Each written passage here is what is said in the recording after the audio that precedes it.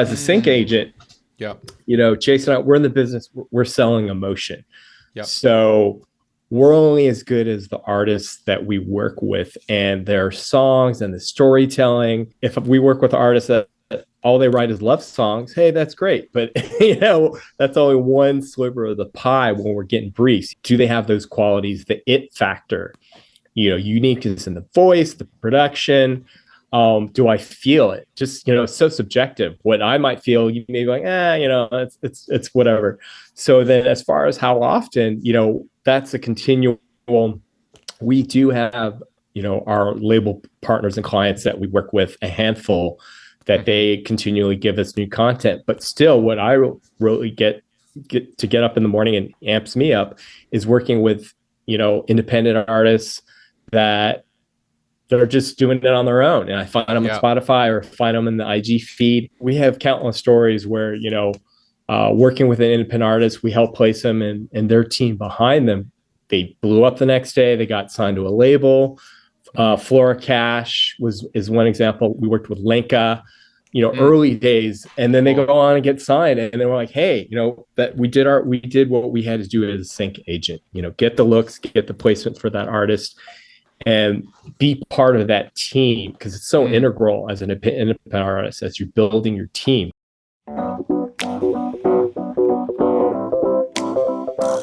What's going on? Welcome to the New Music Business. I'm your host, Ari Herstand, author of How to Make It in the New Music Business. The book, 3rd edition, is out now. Today, my guests are Charles Levan and Chase Walker of Blue Buddha Entertainment. Blue Buddha Entertainment is a sync licensing company. They are sync agents. Some call that a sync agency. And what they do, well, they get songs placed on TV shows, primarily songs from artists. And we go deep into everything sync licensing on this episode. So if you don't know much about how to get your songs placed on TV shows, well, this is the episode for you, because we break down everything. This is essentially sync licensing 101. If you don't know much about it, you will know a lot about it by the end of this episode. And if you are already a sync licensing pro expert and you have 50 syncs under your belt like me, I still learned stuff, and you're going to learn something, because the industry is constantly changing and the sync industry is constantly changing as well. And this is, these guys work in it day in, day out, every day. This is what they do. So I like staying up on this. And if you don't stay up on this, and then you're going to kind of get left behind and you won't really know what's happening these days. So this was a great episode, and it really pulled the curtain back on how the meat is made, how songs get placed on TV shows. Charles Levan, he's the co-founder and president of Blue Buddha Entertainment, and he started the company about 2 decades ago. And they specialize in sync placement for indie artists and labels. And they have a catalog that is hit-driven and reflects the highest level of artistry and production. Charles has worked in the music industry for over 27 years, and he started at labels, EMI and Capitol Records, and he was in the marketing and radio promotions department. He started by working marketing promotion campaigns for back catalogs of High Records, most notably with Al Green and Ann Peoples, also Philly International Records with Lou Rawls, Teddy Pendergrass, and Solar Records, The Whispers, and Lakeside. And his most notable work prior to starting Blue Buddha Entertainment was working and marketing Al Green's platinum-selling Greatest Hits album and other high-profile reissues from Niles Lofgren, Harley Davidson Road Songs, and Ringo Starr. Chase Walker, he's actually an Ari's Take Academy alum. So cool to talk to him on the other side of the proverbial microphone as well. He now works at Blue Buddha. He is the creative and administrative coordinator at Blue Buddha. He's a graduate of both Curb College of Entertainment and Music Business and Belmont University in Nashville. He's also a very talented songwriter, producer, guitar player, insane guitar player, I've seen him play, and an indie artist. And it was so cool to hear his take on everything as well, coming from Ari's Take Academy and now working as a professional sync agent and indie artist. I think you're going to really dig this episode. You can find Blue Buddha Entertainment on Instagram. You can find all of us that make the show happen at Ari's Take on Instagram, TikTok, and Twitter. You can find me at Ari Herstand on Twitter and Instagram. Visit aristake.com, get on the email list. That's where we're going to get the most up-to-date info on the new music business. aristake.com, sign up on the email list. And real quick, if you just want to pause the show, give us a 5-star review on Spotify and Apple Podcasts. podcast. Those really help. If you're listening, watching on YouTube, give us a thumbs up, subscribe to the channel, and follow us, like us, subscribe wherever you're listening to this if you want us to show up in your feed. All right, let's kick into the show. Charles Levan, Chase Walker, welcome to the show. Hey. Hey, thank you so much. Totally. It's nice to see both of you. I'm glad you're here. So before we dig deep into the weeds of sync licensing, if you could, well, Charles, actually, if you could kind of, I want to zoom out a lot for people that don't really know what sync licensing is or what a sync agent is or sync licensing company or all of that, and maybe just break down for us what it is you do and what part of the industry you work in, and kind of just like explain it to us a little bit. Absolutely. It's a great question, Ari. And basically, we serve as a conduit working with independent artists to place their music in film and television license shows. So we have relationship with all the production companies, and we'll go more into about the rights. There's one-stop representation and those types of things. But basically, Blue Beat has been around for about 20 years. I've been doing sync for that long. And before that, I was on the label side. Mm-hmm. So integrating artist development with sync. And here we are placing songs in a myriad of TV shows and some film. But our wheelhouse is definitely television. Mm-hmm. So we seek out independent artists who control all the rights to their music. Mm-hmm. And we find them a home, and you name it, Grey's Anatomy, and whatever's popping at the moment. Yeah, I saw on your website you have quite a bit of placements, primarily kind of, TV shows that were listed there, but in the sync licensing realm, licensing songs for film, TV, ads, video games, all of that stuff. It kind of falls under the same umbrella. Do you work in all those verticals? Do you place in for movie trailers, TV trailers, films, video games, commercials, all of that stuff, in addition to TV show placements? Our wheelhouse tends to be TV and some film. I mean, we do have relationships with ads and trailers, but over the years, I just found it expedient to, TV's quick, fast, so to speak, and it's plug and play. Whereas with film, it can take longer. It's 2-3 years in production. Things happen, things fall out. But definitely, we cut our teeth with TV. So with that model of plug and play with one-stop rep, where our relationships, they know our budget. So it's we make it up in volume with television. So let's talk a little bit about that. You mentioned one stop now a couple times, and I know this term gets thrown around a lot in the sync world, but I don't think it's more widely understood outside of the sync realm. Can you explain what one stop means? Absolutely.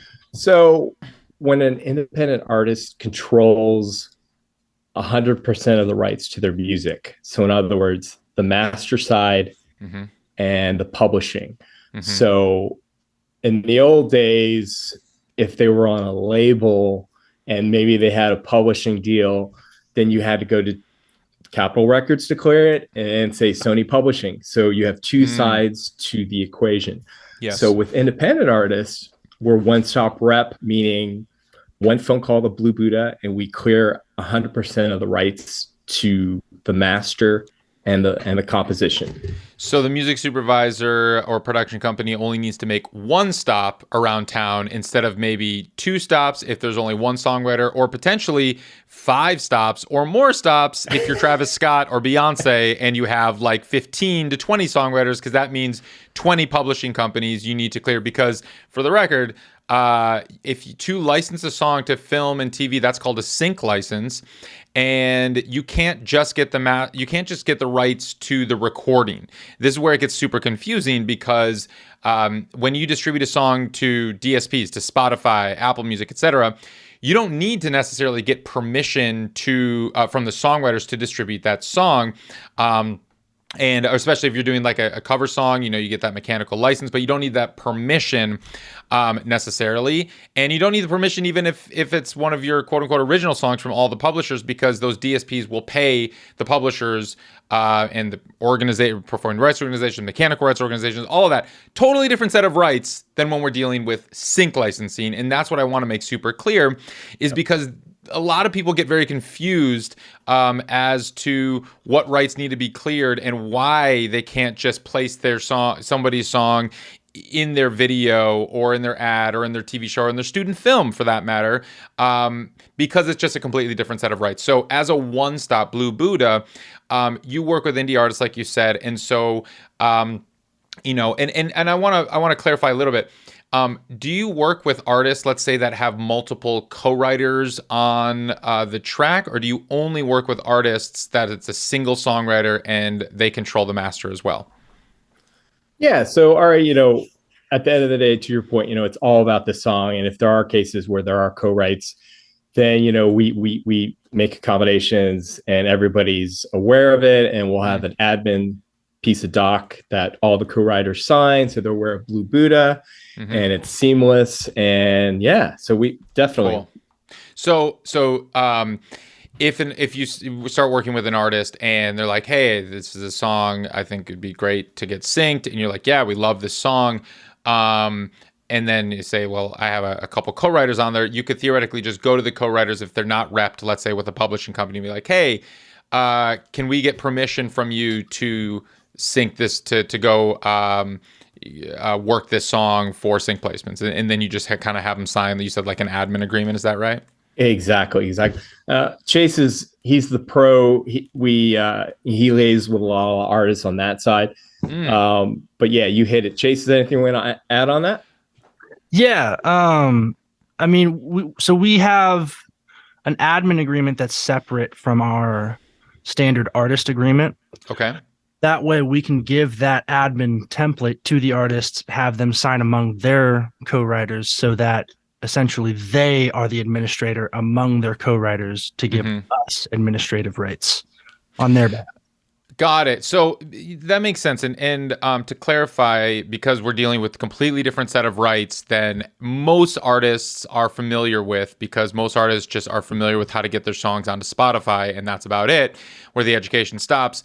Sync license so by law, I'm going to step back even further just for people that are, new to this. By law, no one can place a song and synchronize it to video. That's where the term sync comes from. No one can place a song in a video, a TV show, whatever, any visual representation, without what's called a sync license.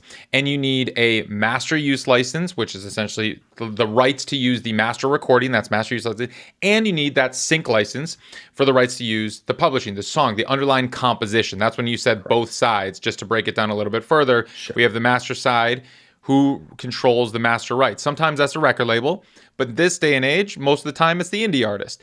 And then the other side of it is who wrote the song. Sometimes that artist also wrote the song, but sometimes there's a bunch of songwriters, or maybe the producer, they have some songwriting credit there as well. And so you need, by law, to obtain the sync license, you need permission from the songwriters, every songwriter on it. Even if you have 2%, you still need to clear that 2% and get permission from that songwriter or producer, but they have the songwriting hat on, that own 2%. Is that correct? 100%. And, to dovetail that, Ari, I think, recently a good example is same with the master. Sometimes an artist might record a track with a studio and then 50-50 ownership between themselves and the recording studio. Wow. Yeah. So I've seen cases like that, and full transparency, making sure we have that paperwork sorted out. Because, due diligence, if we don't, early days, if it's a handshake deal with a bunch of co-writers or artists, and then it's like the bad breakup. If, people come out of woodwork and say, hey, I didn't approve that sync. What's going on? Wow. And then we get a call from the studio saying, hey guys, what happened? Oh, so what does happen in that instance? Because I'm sure there's been a lot of songs in the past that have gotten synced that they didn't clear the rights properly, most likely because of ignorance, I would imagine, not malice. So what happens in that situation when a song airs on TV and one of the parties didn't clear the rights, didn't even know about it? What happens in those situations? Well, fortunately, early days, that's when, now everything's papered. But if there was, like, to your point, Ari, a lot of it is just a misunderstanding, or things weren't communicated correctly to the co-writes from the artist.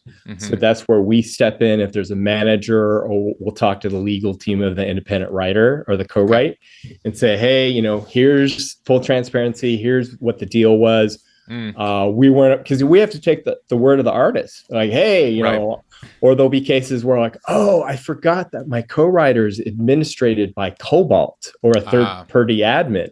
Sure. So that's why due diligence, we got to see everything papered, just, to cover everything. Otherwise, weirder things have happened. And that's great to hear, because, that is why I would imagine, and from what I've heard directly from them, music supervisors and ad agencies and production companies prefer working with sync agencies like yourself, sync licensing companies like yourself, versus working directly with artists, because those music supervisors have probably been burned in the past just from artist ignorance. The artist didn't know, and the supervisor's like, hey, do you own 100% of the song? You're like, yeah, I distribute it to Spotify. I own 100% of it, of course. And so the supervisor's like, great. They put it in the TV show, and then sure enough, their co-writer, they get a call from Cobalt, who represents the songwriter, and they're like, yo, pay us $50,000. And they're like, this was a $2,000 placement. They're like, yeah, well, you didn't clear it from us. We want $50,000. That's how much we charge, whatever, something like that. So I would, this day and age, I'm hearing more and more from music supervisors. They don't like necessarily working directly with artists anymore. And this is why it's so important. Your job is because not only do you have the relationships, you have the knowledge and the know-how that the supervisors appreciate and can trust. 100%. It's in the early days, and this is a good sort of segue nugget to share. You may ask, how have things changed from 2002 when Blue Buddha started? Yes. And working hand in glove with music soups, we were the filter. We're filtering independent artists to them. They take it to the showrunner, and then all bets are off. Whether the showrunner feels it, they may go back to the super and say, go back to the drawing board. Yep. And then it's back to us. So now with Spotify and playlists, a lot of the showrunners are controlling the narrative, where they'll go to the music soup and say, hey, I want these songs that I found.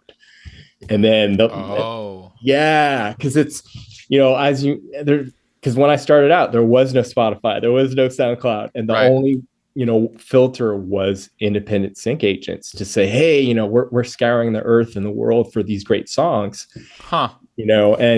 So I think you might have mentioned in one of your IG posts the importance of getting on a Spotify playlist, getting those looks, because when a showrunner is like, oh my god, I found this, and they found it through their channels, it just adds to the story and the narrative. Interesting. So because music is everywhere now and people have such easier time discovering music, a music supervisor, short for supervisor, the ones that are kind of in charge of clearing those songs and bringing songs that they think might work for the spot, for the TV show or whatnot. The showrunner, the one who's kind of in charge of the whole operation and putting the show on TV and making that happen, and it's kind of the head honcho, head boss of the TV show. If they say, oh, I want this song in this episode, then they go to the music supervisor, and then the music supervisor has to track down all the rights holders from that song. It could be a label, it could be 5 publishers, it could be Blue Buddha, who represents the artist song, that song. And then a big part of the soup's job is to clear those rights so they can use it, and then probably negotiate payment and all that. Is that right?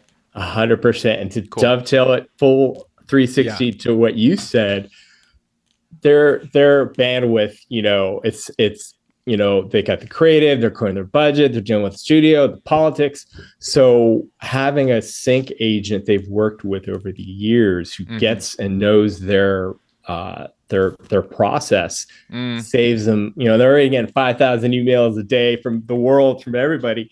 So every individual artist that might approach them, hey, I got music. You're like, yeah, you and everybody else. So, and then they'll say, hey, go through Blue Buddha. They're trusted. They'll take care of you, type of thing. So let's talk more about that. How you play, because the scenario that we just discussed is more about kind of, I don't know, playing defense or like fielding these requests and that, but like, how do you play offense? How do you have a roster of artists, and I'm assuming you're only really signing artists to your roster that you believe you can be successful with in the sync realm. So how do you service those artists on your roster and keep your relationship strong with the music supervisors and production companies? So yeah, a combination of, like you said, it's the relationships. So before the season starts, we get a brief from the studio. So they tell us, hey, these shows are in production. This is what we're looking for.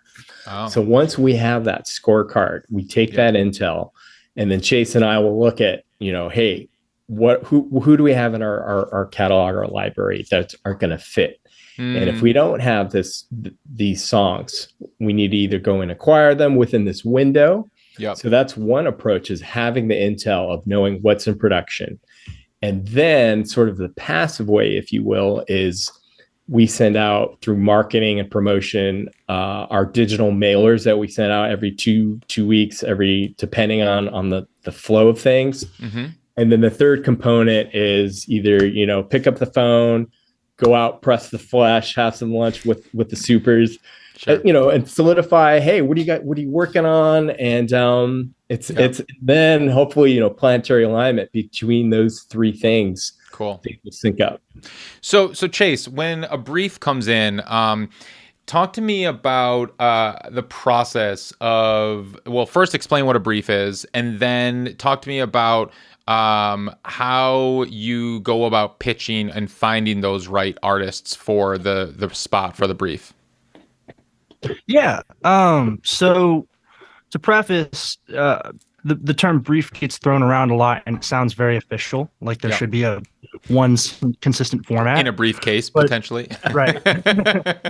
But we've gotten, and some of them are very lengthy, and the supervisors really put a lot of time into making sure that everything is very, all the details are very excruciatingly explained.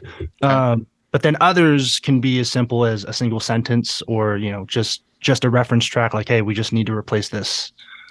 Can you give me some examples of what you mean? I think a lot of people listening to this have no idea or framework of what you're talking about. So maybe give me some examples of what a long brief is, and then what a one sentence brief is. So what it comes down to, it's a brief is a music request for a placement in a film or a TV show or an ad, or whatever it is you're pitching to. And so some of the longer briefs will have the details as far as maybe multiple different kinds of scenes they're looking for, or some actual aspects of the scene that might be helpful to finding the right kinds of music. Basically, any of the relevant information that they can give out to people, so that the music that they get sent is more often than not the music that they're looking for. And how do they describe the music that they're looking for? A lot of the terms on disco get used pretty frequently. And what's disco? Up tempo. So disco.ac, it's a file sharing platform that's gotten hugely popular in the sync space as of late. And they have what are called track tags on their platform that essentially allow you to search by various themes and attributes of a song. So tempo, genre, and those are all things that will be detailed in a brief. So if they're looking for rock, they're looking for up-tempo, happy, feel good, or they're looking for lonesome, depressed, I want to kill myself music. They might even say, you know what I mean? Like, yeah. Nice. So yeah, disco has become kind of the go-to music streaming, private streaming platform for everybody in the sync licensing space. And like that's really interesting. So the tags that you're referencing, like these mood tags, almost kind of a thing, it's a combination of genre and mood. So you said like, oh, we're looking for maybe an up-tempo rock song, 130 BPM, that is energetic, epic, and is for a scene that people are playing football in. Is that kind of like what a brief might say? Yeah, give or take, a few sentences. You know what I mean? Okay. I guess every once in a while we'll get one that's like, we need a rock song that's hard hitting and anthemic, and that's all we get. And so we gotta, based on what we think that supervisor might like. Mm-hmm. And then you mentioned replacement. We need to replace. What does that mean when you say we need to replace something? So from time to time, like Charles was saying before, they might already have an idea of what track the showrunner or the director really likes for a specific scene. However, they might not have that kind of room in their budget to be able to afford, whatever track it is that they had in mind. So in those situations, they'll send out a video link to that track and basically tell us, find us something that can work in place of this for cheaper. We're looking for a replacement for Lizzo's About Damn Time, right? Because Lizzo's About Damn Time is going to cost them, I don't know, $500,000 for a 45-second spot or whatever it might be or something like that. We can't afford that. So send us a replacement for that. And then you basically, it's like, oh, if we have a song that feels, sounds that kind of like that, that's when you send that over. And then, they might say, do they typically include the budgets in the brief? Yeah, for the most part, they usually do. At the very least, they'll detail if something is under 1,000. Okay. So like, okay, we can't pitch certain, label artists that are looking to get a certain price. Got it. So, well, Charles, talk to me about budgets here and how it may have evolved over the years. What are you seeing these days in terms of, since you primarily work in TV, what are the budget ranges in TV now versus 5, 10, 15, 20 years ago? Okay, absolutely. That's a great. So kid you not, early days, 2002, we had to cut our teeth and for an all-in, not naming studios here, budget, they could say, hey, we got $750 to $1,000 all in. That's both sides. That's all in $1,000 for a placement. Okay. So yeah, $1,000 background vocal. So say it's a bar scene and they're going to use a minute to a minute and a half. And it's, I'm sure some of your other agents might have mentioned it, but it's a good refresher. Terms you'll hear thrown around is they'll say AMXT. So that's all media excluding theatrical. What does that mean? So typically, all media. So when we started in 2002, back then, you would get ancillary income on different rights, so we had DVDs back then, Blu-ray. So, sure. But now all media is all media. So it could be, metaverse, the meta. Oh, wow. Yeah. Excluding if it's in the theaters. That's it. Just excluding in theaters, not excluding Netflix or not excluding streaming services or anything like that. It's all media. So I'm assuming that is going to be a little bit more than $1,000 potentially these days, hopefully. Bingo. So yes, absolutely. So fast forward to present day. Yeah. So early days, 2002, that's what we're seeing. And then now, anywhere from 3,000 to 10 for TV, if if the budget's there. And, it depends on the type of use. Is it a short use? Is it a high impact use? Is it montage? Is what's happening in the scene? Is it an end title that continues over into the credits? And so, yeah, typically with TV, that's kind of the range there. Okay. And have you seen that stay pretty consistent over the last 5 to 10 years, or has it fluctuated a little bit?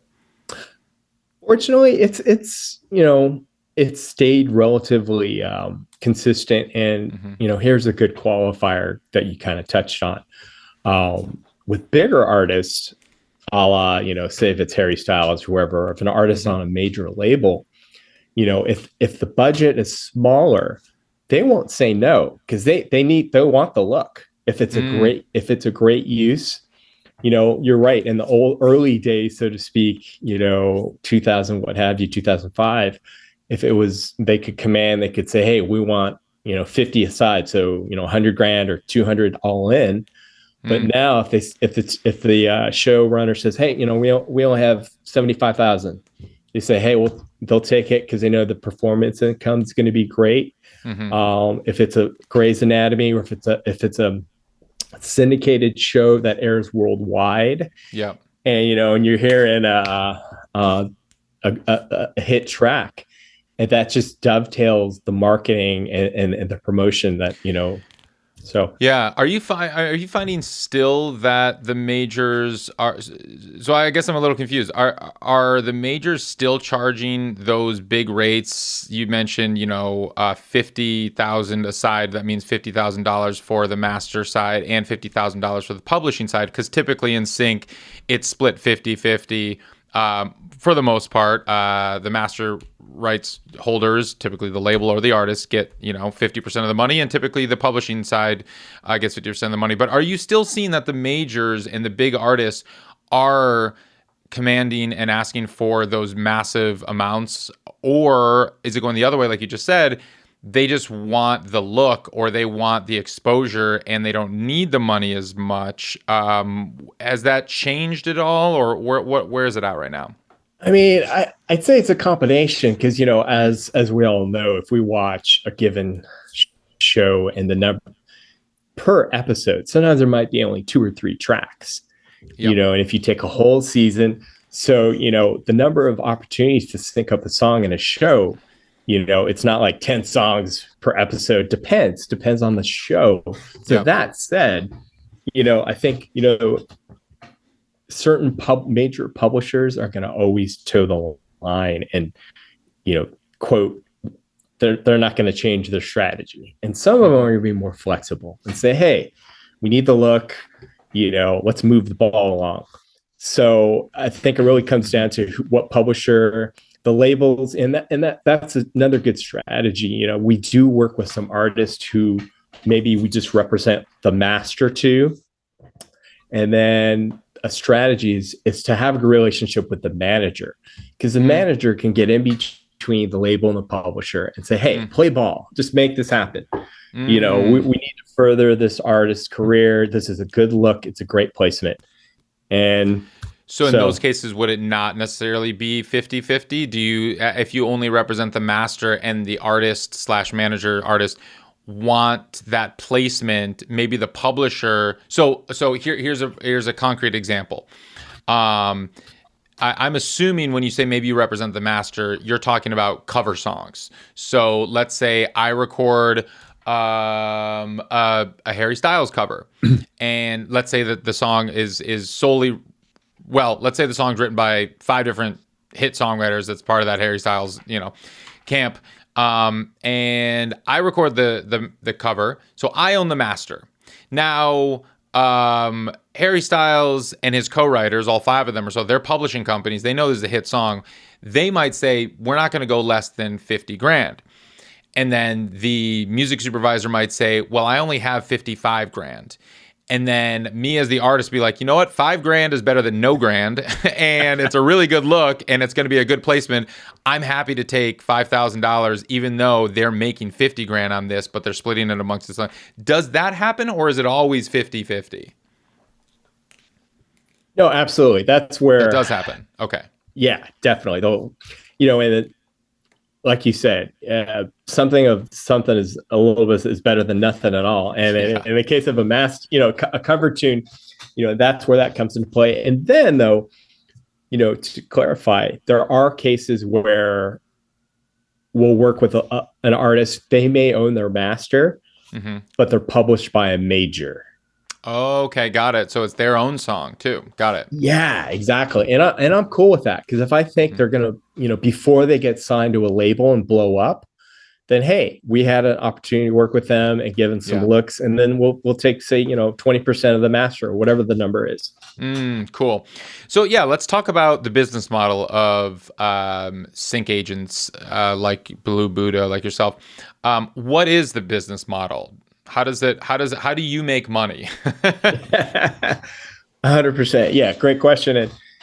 And so we're commission driven. We solely make a commission off the license fee.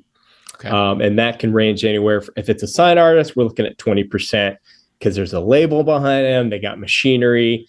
And then for purely indie, it could go anywhere from 30 to 40 to 50, depending on, if we're helping them with artist development. Because of my label background, that's where we tweak things out on that side. And in the old days, when I started out, there were folks, I'm sure you've heard, people will retitle a song and take back some of the back end performance. But my argument there is, we're not a publisher. We're not giving it in advance to the artist. So who are we to take some of the performance publishing income? So just to clarify, you take a commission, a percentage, you said between 30 and 50% if you're working with an indie artist, just on the upfront fee. So if they say we have $10,000 all in, that means, including both of the sides, publishing and the master, all in, $10,000, and you're a one-stop for this. You have the rights to clear both the master and the publishing side of this. You get $10,000. If your deal is, 40% or something like that, you keep $4,000 and you pay the artist $6,000. And then the artist might make some money on performance royalties if they wrote the song, because when songs get played on TV and streaming services, the songwriters earn and the publishers earn performance royalties. But what you're saying is you don't touch any of the back end royalties. You only take a commission of the upfront sync fee. Is that correct? 100%. And, cool. To dovetail that, I've worked with independent artists who they can make a living off sync. And the supposition or the assumption is, if you get a sync in some, I'll take Grey's Anatomy as example. Sure. Syndicated 20 seasons in 52 countries, and the mailbox money, the checks are coming in. And that's, and then if you get, 20 syncs in 20 solid primetime shows, you do the math, and that adds up. And like you said, depending, are you splitting it with 100 co-writers, or is it just you? Or, right. So. No, that's true. And I've experienced that firsthand. I mean, I had a song, one of my first big placements was on the TV show One Tree Hill, which was very influential back in the day. This is probably 2010, 2011, something like that. And not only did I see my iTunes sales spike the evening that the show aired, because this is when people would watch TV shows live. Not only that, and I only got paid, I think, $1,000 for that placement up front. I didn't have a sync agent. This was me tweeting Lindsay Wolfington, the music supervisor, for it. So I got paid $1,000 for it up front. But I made a ton on iTunes sales because the exposure was insane. I got a lot of new fans. People, like, for years after that would come up to me at shows and saying that they discovered me from One Tree Hill. And I'm literally, to this day, we're talking 10, 12 years later, I'm still getting performance royalties from ASCAP because I wrote the song. And that show keeps getting licensed, keeps getting, it's on Netflix now, and it keeps, it's wherever. And so I'm still getting paid for that. And, I've had, I don't know, maybe 50 placements over the course of my career in various things, levels, from like The Real World, which was like, back in the day, didn't pay shit. I don't know if they even paid anything. They were just like, here, do whatever, which at the time was like, all right, whatever. I want to get my music out there. And they put my name on the screen, and that was really cool. And then I got, performance royalties on the back end. So like when all is said and done, maybe I made $500, $600 for that placement in the back end royalties. But like you said, those add up. And that's why my ASCAP checks, are still coming in these days. And that's what you call the mailbox money. That's cool. You did mention something about retitling, and I want to just hit on what that means. And I've noticed, I guess, music libraries doing this some more, and maybe you can differentiate between libraries and sync agents like yourself and what retitling means. I don't know. Maybe Chase, you want to take this one? I could talk about retitling the Chase if you want to attack the music library side. Cool. Yeah. Go for it. Yeah. Yeah. Why don't you start, Charles, with what music libraries are, and then library. Either one. I threw two questions at you. You guys decide what you want to split up. Absolutely. So I'll take the retitle is straightforward. And so for argument's sake, let's say, Ari, if you wrote a song called Big Mammoth Snow, okay? Yep. And I'm going to retitle it, meaning we'll re-register the song in ASCAP, and then we'll call it Big Mammoth Snow, and then BB in parentheses. So when I pitch that song and it goes on a cue sheet, it's going to have Blue Buddha, you and I, whatever agreement we come to, I'm going to share some of the publishing. And then by placing that version of the song, the income is split on whatever we agree on.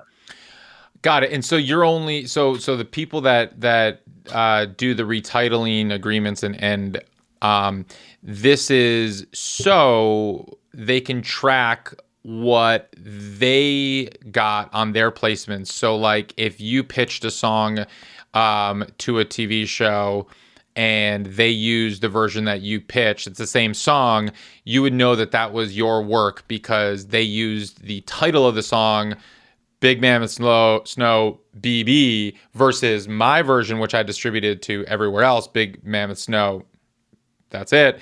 And that, okay. And so why, and so talk to me about who is doing retitling and why or why not someone should take those kinds of deals. Absolutely. So in some cases, because there is a big lion's share on the back end performance income, some agents will make the argument and say, hey, it's our relationship, it's our blood, sweat, equity. If it wasn't for us, the deal wouldn't get landed. So that's how they justify sharing in the performance income. So it's a moral, ethical. Some folks are cool with it, some aren't. And I always, when we started 2002 with two other business partners, we took the straight road of, hey, I'm not a straight up publisher.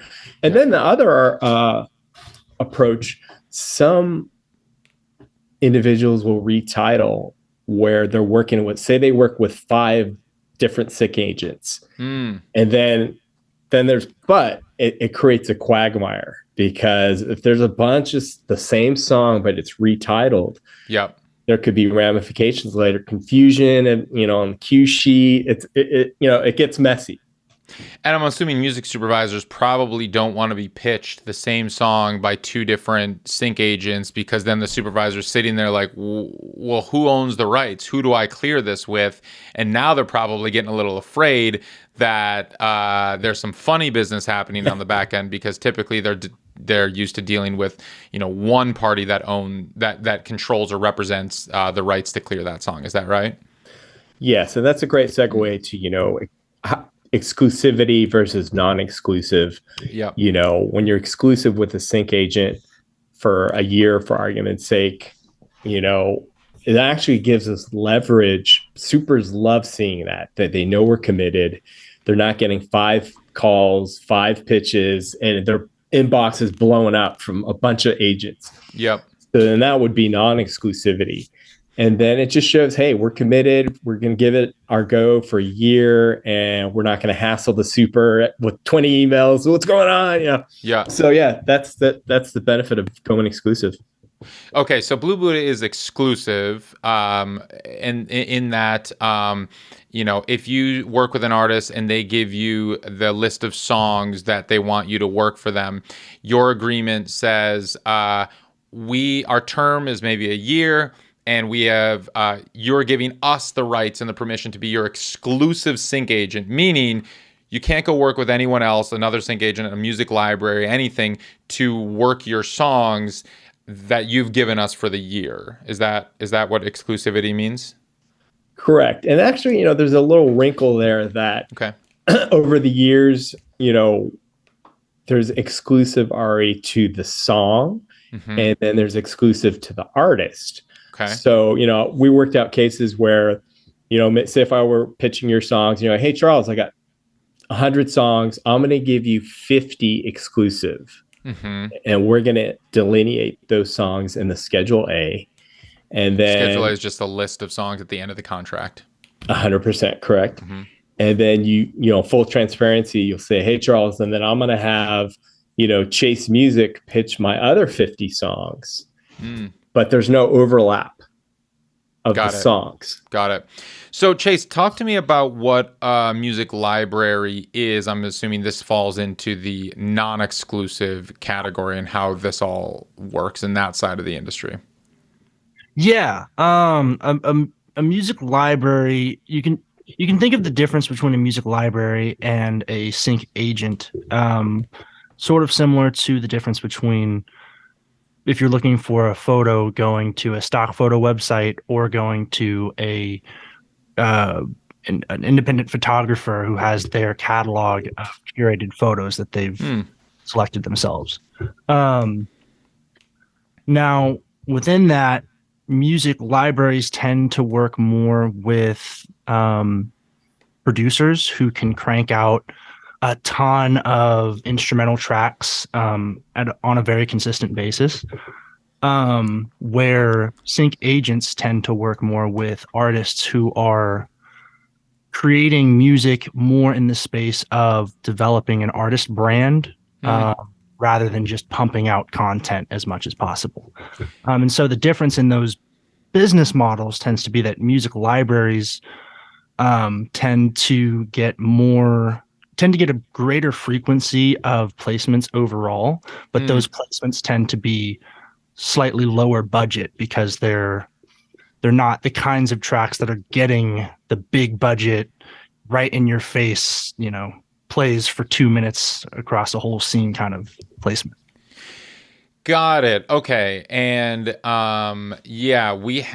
so when I sometimes do research and I'm looking at the songs that are placed on TV shows, I'll use a website like, what is it? TuneFind, is that one of them? And they'll like list all these songs, and sometimes, they'll list songs by artists that I know of and I've heard of, or can look them up and I find them. And then other times they sometimes will list songs, and it says like extreme music or something like that. And I've come to learn that extreme music is like a music library. And when I had Lindsay Wolfington on the show, she's a music supervisor, and she did One Tree Hill back in the day, and now she does and All the Boys and a bunch of other shows. She's like a superstar in the music supervising world. She was saying that for some of her shows, she has a budget. And typically, she has enough budget to place like 3 real artists, if you go that route, from sync agents, but she needs like maybe 15 songs throughout the episode, maybe for the bar background of music, whatever. And so she'll spend like maybe, if she's got like $20,000 for music for that episode, she might spend like $15,000, 5 apiece, 5,000 on those nice big songs that are going to be able to those 2-minute montage moments, and then 5,000 for like 10 background songs, at $500 a pop. Yeah. That you need music in the scene, but like no one's paying attention to the music, and you might not even realize it's there. And so like you said, producers that can pump out a lot of stuff, it's that background music, and that's like, I think we remember the controversy a few years back of the quote unquote fake artists on Spotify. and it's the same concept. It's the, you know, they're not fake. It's not AI yet. It's which is coming, and that is, right. I believe it will be taking the jobs from those music libraries. And if it's not happening yet, those producers should probably start thinking about another line of work, because the background music like that AI can do. Now, I don't think the AI is going to be, you know, replacing any actual artists these days. In the real sense of fans becoming, you know, fans of artists, but that's a whole other discussion we'll get into another time. But, but that all being said, it's those songs that are so far in the background that they can just pay a little bit of money, $500, and the music library, from my understanding, and maybe it's different in both places, some will enlist producers, like you said, and maybe do like work for hires. So the producer essentially gives up the rights and it's like, here, use the song, and they still get paid when they get it, but now they don't have to worry about any of the back end or something like that. And sometimes they maintain their ownership, or I don't know. Can you speak to that at all with the ownership or rights with libraries as well? Most definitely. I've noticed a lot of the micro sync licensing libraries, particularly the ones that are pitching for or collecting, I guess, for YouTube licenses and for TikTok licenses and things like that, tend to skew toward owning the material, and you're basically you're signing an agreement that transitions your ownership to them, so that they're the exclusive representer of that material. Yeah, I mean, so there, and this is a spectrum, and this is kind of a sliding scale, because it's what I've realized, it's not super black or white in terms of you have sync agents and you have music libraries anymore. I feel like it might have been more so that way 10, 15 years ago. Now, like we had the Music Bed. I had Daniel McCarthy on from the Music Bed, and they're kind of a hybrid. They do both. They have a library component where supervisors or filmmakers or people making YouTube videos that don't want their video taken down or monetized by somebody else, and they want to be able to monetize it, they'll go to the Music Bed, and they will just one-stop themselves, these indie, filmmakers, whatever, and license the song for maybe $100, $200, $300. And it's not for big TV spots or commercials or anything like that. But they'll also have a roster of artists that they will be pitching to music supervisors. And it's kind of this hybrid situation, and because from a library standpoint, I see, like you mentioned, kind of passive versus active. And I feel like the libraries aren't pitching necessarily. Like, they're not receiving briefs and pitching. The libraries are more so, they're almost like a storefront, and people can kind of just go to them and check the songs they want, and then check out and just pay, and they know the rights that they're getting. And so it's extremely passive. And people use this for wedding videos, YouTube style videos, corporate training videos, whatever. And also some TV shows, but it deals with a different kind of set of rights, and it might not be $100, it might be $500 or something, but it's so quick and so passive. Cool. So I want to transition a little bit. Charles, what do you look for in artists when you are looking to sign them to your roster, and how often are you signing artists, and how does that all work? Yeah, my background from the label side, I came from marketing and radio and did some DJing in the heyday. So my ears are trained where, it's all about the hook and the production, and sort of loosely, if I hear a song that could be on the radio, that typically will equate to being sync friendly. And as far as it checks off all the boxes that I'm looking for, oh my God, this, it still gives me that, that feeling of like I'm at a record shop digging into the crates. This artist is amazing. And then, the storytelling, will the song sync up to picture? Because, as a sync agent, Jason and I, we're in the business, we're selling emotion. So we're only as good as the artists that we work with, and their songs and the storytelling, if we work with artists that all they write is love songs, hey, that's great. But, that's only one sliver of the pie when we're getting briefs. There's, so kind of looking at the lay of the land of, do they have those qualities, the it factor, uniqueness in the voice, the production. Do I feel it? Just, it's so subjective. What I might feel, you may be like, it's whatever. So then as far as how often, that's a continual. We do have, our label partners and clients that we work with, a handful that they continually give us new content. But still, what I really get up in the morning and amps me up is working with, independent artists that are just doing it on their own. And I find them on Spotify or find them in the IG feed. And to be able, we have countless stories where, working with an independent artist, we help place them and their team behind them. They blew up the next day. They got signed to a label. Flora Cash is one example. We worked with Lenka, early days, and then they go on and get signed. And then we're like, hey, that we did what we had to do as a sync agent, get the looks, get the placement for that artist, and be part of that team, because it's so integral as an independent artist as you're building your team. Who's your sync agent? Who's your manager? Do they have the relationships? And the rest is up to timing and a lot of luck and hard work. Yeah. To manage expectations for artists, I guess when you bring an artist onto your roster, how do you help?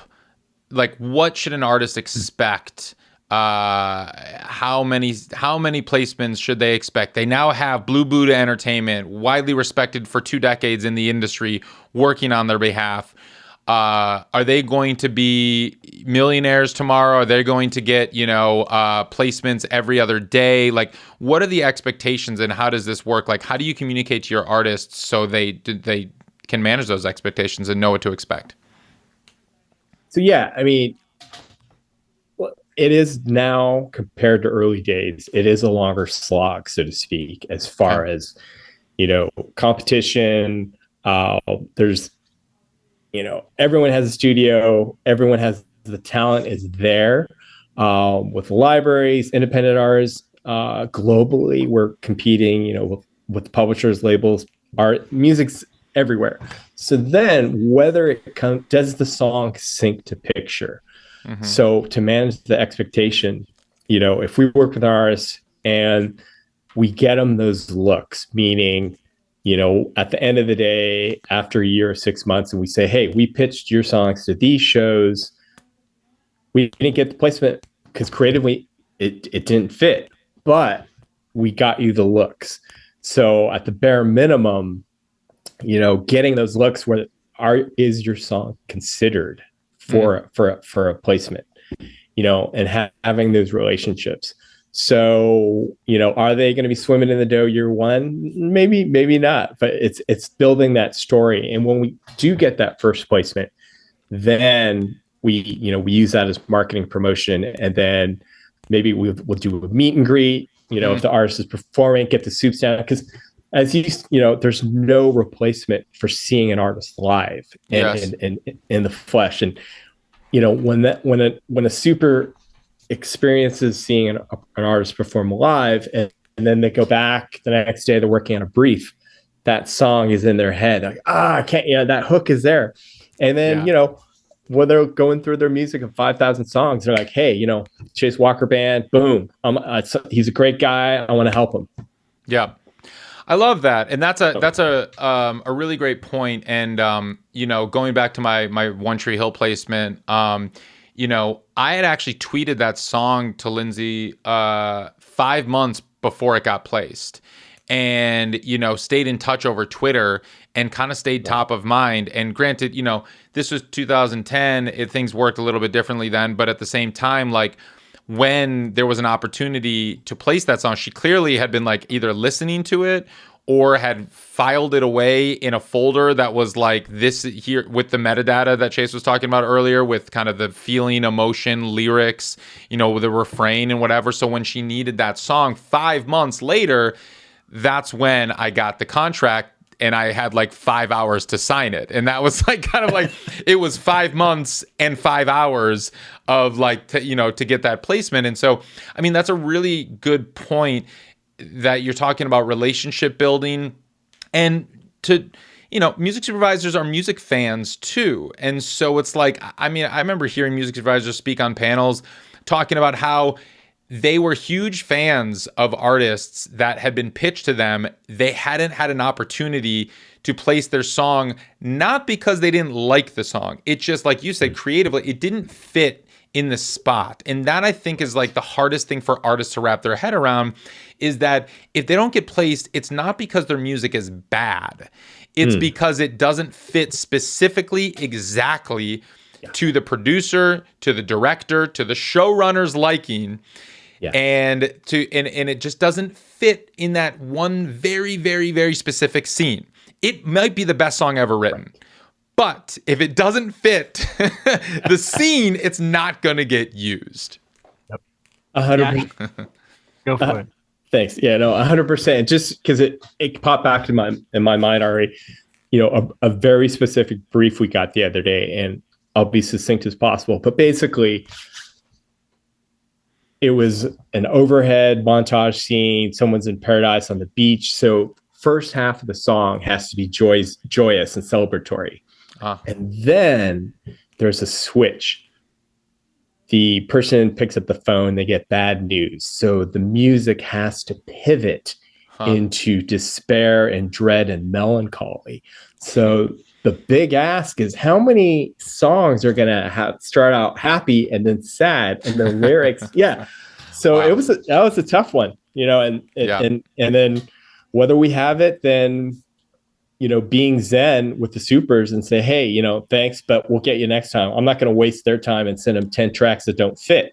If I do, they're like, hey man, you don't know what you're doing. You're pitching crap we can't use. And I just wasted 20 minutes listening to 10 tracks. So that is another zen, the discipline and knowing, hey, thanks, but we'll get you next time. Yeah. Chase, did you want to say something about it? I was just going to say, it's, if there's one thing that independent artists particularly should know about sync, is that it's a numbers game. There's I've heard this directly from the senior vice president of the sync department at Sony said this. There's no way to guarantee any particular artist for any particular placement. It would be great if the supervisors that we pitch to were the ones making the final call on the scenes, and anything they liked goes, you know what I mean? Sure. But basically, when we send them our music, they then make folders of all the music that they get from all their different sources, and they pitch that to the showrunner or the director or the music director, whoever is there higher up on them. Got it. That particular production. So being that it's so bureaucratic, it's all about how many times are you getting your song in front of the supervisor, and are you sticking in that supervisor's mind? Are they falling, cool. Like, do they want to come back and use your music? Nice.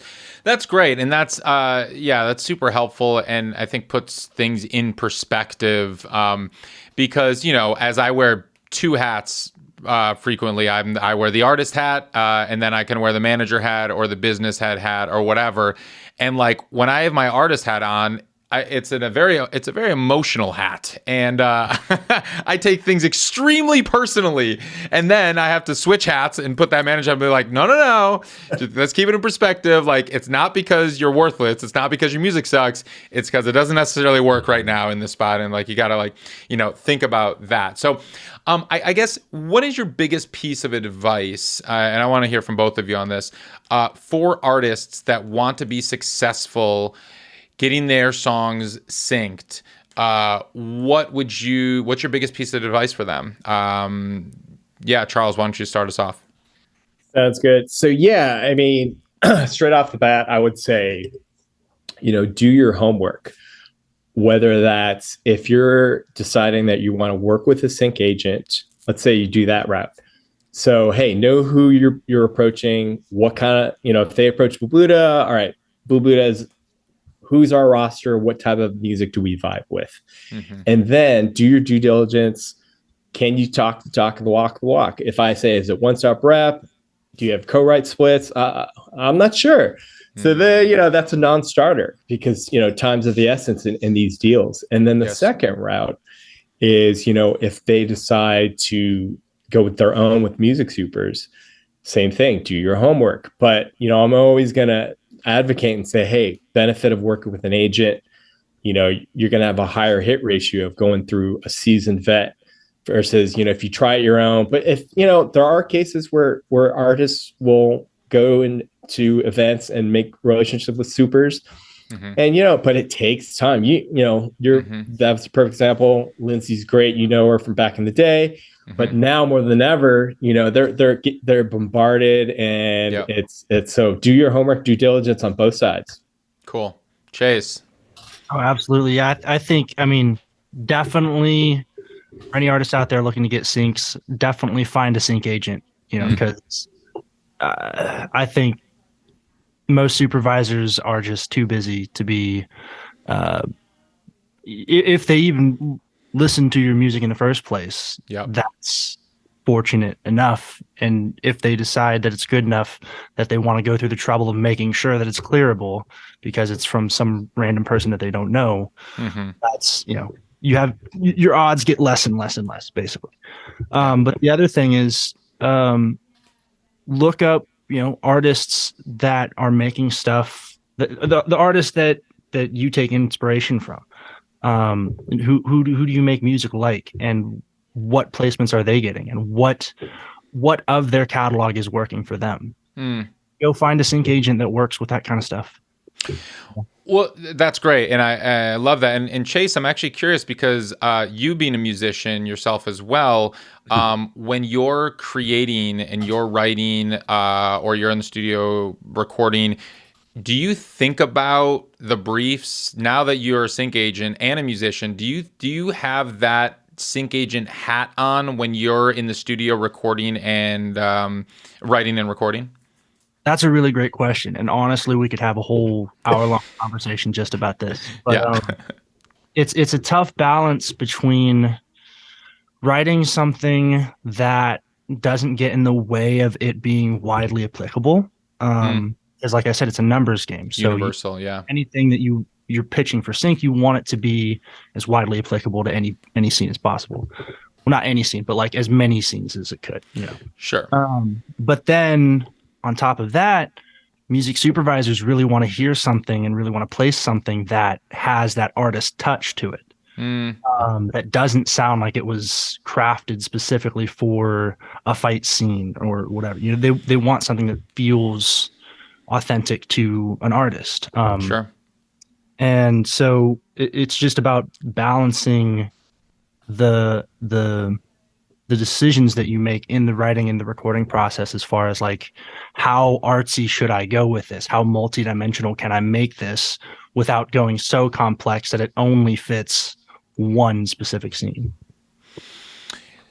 Yeah. So how do you handle that? What do you do when you're writing and recording? I mean, I guess, is that a long way of saying like you are thinking about this and do you acknowledge the challenge of that feat that you just described, or do you just now know that inherently and you've now changed your style of writing to be more widely applicable, be more universal? So maybe I think there's a trend now in folk songwriting, or just, I guess, singer-songwriter songwriting, where we're using a lot of proper nouns. We're using a lot of very specific descriptors of, I went to the pharmacy and Sarah, my friend, was there. And then we walked down to Al's Diner and I ate some pancakes. And like, that's a style of songwriting that is very popular right now, whereas like, that's not going to work if the friend in the show is actually named Tanya and they're not eating at Al's Diner, but they're eating at Tony's Pizza Shop, and that's going to be conflicting in the scene. So I guess when you're writing, have you changed your style of writing to be more sync friendly, I suppose? Yeah, actually. So to preface, whenever I'm attacking a song and I'm trying to balance the artistic side and the business side Yeah. of what I'm thinking about. I always go at it with what does the song need artistically first, and not even thinking about the business side. And then once you have that, you filter what you're getting with the business side afterward when you're editing things. I lost my train of thought there for a second. Well, no, I mean, you make a good point of when you're editing and you're thinking about the business side. So is your style of production, has that shifted now knowing what the production standards are working most effectively and frequently in sync? Really, you want to go first at what feels most authentic to you, and then filter that down to what is most often being placed. The other thing that I've found to be helpful is, like I said, looking at other artists that are in your style that are getting those placements. For me, it happens to be like the Black Keys, for example. Yeah. When they released their debut album, they were the #1 synced artist on Warner Brothers record label, which is nuts.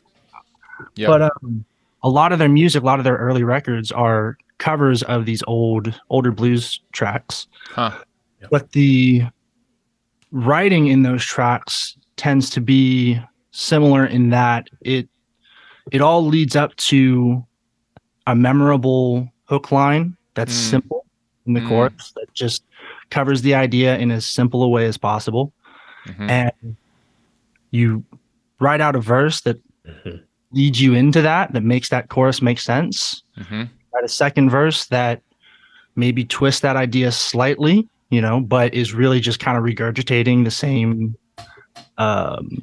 emotion, the same message that was built up to in the first chorus.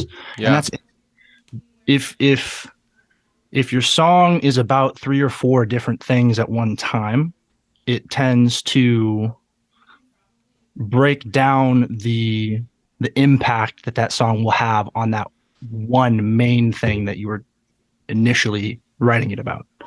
So by keeping it to one main idea that's hit hard in the chorus, developed in the verses, and that's it. Have a song that doesn't get in the way, basically. That's great, and I love that you used the Black Keys as an example, because I this is a band that has built a career with a massive fan base. They aren't just successful on sync. It's not one of these bands that we know only from sync. Like there are a few of those that are as well. They're very successful on sync. Don't really have much of a fan base. This is a band that has a hardcore, massive fan base that also succeeded in sync. And so, like, to get back to your point of keeping that artistic integrity and keeping that artist hat on first when you're creating, that's clearly what they did. And it kind of just intersected at the right moment in the cultural zeitgeist of what music supervisors, showrunners, directors, producers were looking for, and it just worked out really well. And so to get back to your point, Charles, of how luck has something to do with it as well, yes, they're a great band. They have artistic integrity. Their songs are great. Their production is really cool and hip and edgy, and all those terms that probably appeared in briefs for 5 years after the Black Keys. And so I like to hear that you say you take inspiration from that and you've studied it. And it's almost like you're a student now of sync, because you've now seen how this all works, and you can now internalize it to the point of when you are writing and producing and creating the music, it's now almost second nature, but maintaining that artistic integrity first and foremost, right? Absolutely. Yeah. Because if you lose that artistic integrity and that the particular tone that gives to a song and a track, then you might as well pitch through a library, because those are the kinds of placements that you'll be getting. Great. Well, guys, this has been so enlightening. I really appreciate you taking the time and educating our audience and pulling the curtain back a bit on what you guys do. Sync licensing is something that is so elusive to so many, but is also one of the most most things that I get asked about the most is sync, and you guys both did an incredible job of breaking this whole crazy, confusing side of the industry down. I appreciate all of your work. You know, when I talk to music supervisors and I'm like, who are your favorite sync agents? Blue Buddha always comes up, and so you have built that reputation. It's very strong in the space, and I appreciate the work that you're doing for the indie artists that you're fighting for. So I have one final question that I ask everybody who comes on the show, and that is, what does it mean to you to make it in the new music business? Chase, why don't you start, and Charles can finish us off. Sounds good. Well, to keep it short, as so long as you're able to make a living, pay your bills, and have the kind of lifestyle that you're comfortable with through the creation of music, that's success to me. But particularly my success, as far as my own music, I want to retain a level of the business being about the creation of the music, because that's a thing. That's something that I feel like a lot of independent artists might struggle with currently, where in an age of content and everything has to be content based, and you have to have new merchandise out. It's all about, because music has been devalued through streaming and all that, and that's a whole nother conversation. But it's all about monetizing your audience base. And so for me, if I can find a way to monetize the creation of my music through the audience base and balance that, where it's not just a business of monetizing an audience, but it's the business of creating the music, that's success for me. Awesome. Charles, how about you? Ari, thank you for having us. And the hour went quick, so you got to have us back, because it's a two-part conversation. We'll have a part two for sure. Yeah, yes, for definitely. Sure. But to hit it on your on that, I would break it down in three phases. With the artist working with their team, if they decide, hey, we got a 3-year plan, and to make it in the new music biz, year 1, we want to double our Spotify listeners. Year 2, we want to get 5 syncs. Year 3, we want to be selling out 3 local venues in our hometown. Yep. And look at each metric along the way, year 1, year 2, year 3. And if you're making marginal gains in each area and your team behind you, they have the ability to pivot what's not working, what's working. And in that regard, that's how I would measure success of the new music biz. I love that. Charles, Chase, thank you guys so much. This is great. Thank you. Rock and roll. Thanks so much for having us, Ari.